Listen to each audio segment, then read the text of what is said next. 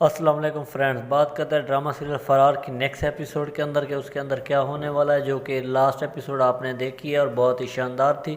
Next episode کے اندر task دیا گیا ہے فصیح کو کہ وہ اس کی CCTV کی دیکھے، تو وہ CCTV دیکھتے ہوئے اس کو نیند آ جاتی ہے، تو اوپر سے اس کا دوست آ جاتا ہے اور اٹھاتا ہے، اس سے کہتا ہے کہ اس طرح کام نہیں ہوتا، تو وہ کہتا ہے بہت بورنگ کام ہے۔ تو اتنے میں DSP فصیح کو کال کرتا ہے اور کہتا ہے کہ یہ ٹاسک میں نے جان پوچھ کے تمہیں دیا، اگر تم اس کے اندر اچھے طریقے سے کامیاب ہوتے ہو تو میں تمہیں بحال بھی کر دوں گا اور ایک تھانے کا انچارج بھی دے دوں گا۔ تو اب فصیح دل سے اس کام کے اندر جٹ جاتا ہے، جیسا کہ اس نے CCTV دیکھتا ہے کہ جہاں پہ وہ مرڈر ہوتا ہے وہاں پہ پروفیسر صاحب بھی موجود ہوتا ہے، تو وہ اپنی تفتیش کا سٹارٹ جو ہے وہ ڈاکٹر پروفیسر کے گھر سے لیتا ہے۔ وہ اس کے گھر جاتا ہے تو بیٹی اس کا دروازہ کھولتی ہے اور وہ اس کے گھر چلے جاتا ہے، اور وہ اس کی بیٹی کو کہتا ہے کہ جہاں پہ مرڈر ہوا ہے تو وہاں پہ پروفیسر اور وہ قاتل بھی وہاں پہ موجود تھے، تو اس کا مطلب یہ ہے کہ اس بندے کا قتل جو ہے وہ آپ کے والد صاحب نے کرایا ہے۔ تو جس پر وہ کہتی ہے کہ آپ ان کے اوپر جھوٹا الزام لگا رہے ہیں، وہ ایک نہایت شریف انسان ہے اور وہ کسی کو بھی قتل نہیں کر سکتے۔ جبکہ دوسرے سین کے اندر تابش جو ہوتا ہے وہ اپنے دوست کو کہتا ہے کہ پولیس والے اس کے گھر جاتے ہوئے مجھے دکھے ہیں، لہذا میں اس کو اس مشکل میں اکیلا نہیں چھوڑ سکتا، اور وہ اس کی مدد کرنے کے لیے وہاں چلا جاتا ہے۔ ابھی اس کی تفتیش ہو رہی ہوتی ہے، وہ اس کی دیوار پھلانگتا ہے اور ان کے گھر انٹر ہوتا ہے، جہاں پہ پولیس والا فصیح اور اس کی بیٹی موجود ہوتی ہے، اور وہ وہاں پہ جا کے اس لڑکے کو پروٹیکٹ کرنے لگتا ہے اور کہتا ہے کہ تم نے ان لوگوں کی باتوں میں نہیں آنا۔ جب وہ اس کے گھر سے نکلتا ہے تو پھر کمال کے بندے اس کو دیکھ لیتے ہیں، جاوید اور اس کا دوسرا ساتھی، جو کہ اس کو در بدر ڈھونڈ رہے ہوتے ہیں، تو وہ وہاں سے بھاگ نکلتا ہے اور وہ اس کا پیچھا کرتے ہیں، اور اتنے میں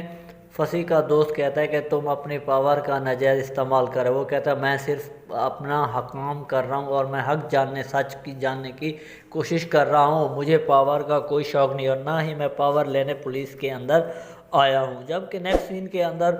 منسٹر کی جو بیوی ہے وہ بہت زیادہ ڈری ہوئی ہے، اور وہ منسٹر اس کو سمجھا رہا ہے کہ تم نے آج کے بعد دوبارہ خودکشی کرنے کی کوشش نہیں کرنی، کیونکہ تمہارے پاس اتنی جائیداد ہے کہ تم آرام سے زندہ رہ سکتے ہو اور اپنی زندگی گزار سکتے ہو۔ تو جس پر وہ کہتے ہیں کہ مجھے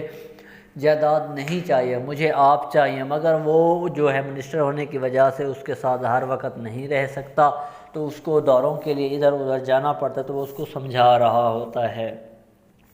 نیکسٹ سین کے اندر دکھایا گیا ہے کہ جب وہ اپنے دوست کے پاس جاتا ہے تو اپنے دوست کا چہرہ چومتا ہے اور اسے کہتا ہے کہ تم نے میری بہت زیادہ ہیلپ کی ہے، لیکن اب میں جا رہا ہوں ان تمام لوگوں سے بدلہ لینے کہ انہوں نے تمام چیزیں جو ہیں وہ پروفیسر پہ ڈال دی ہیں، اور اپنی ٹیلی ویژن جو ہے وہ آن کر کے رکھنا، اگر میں مر گیا تو تمہیں خبر مل جائے گی، ورنہ میں ان سب کو مار دوں گا۔ وہ جیسے ہی اپنے دوست کے گھر سے نکلتا ہے تو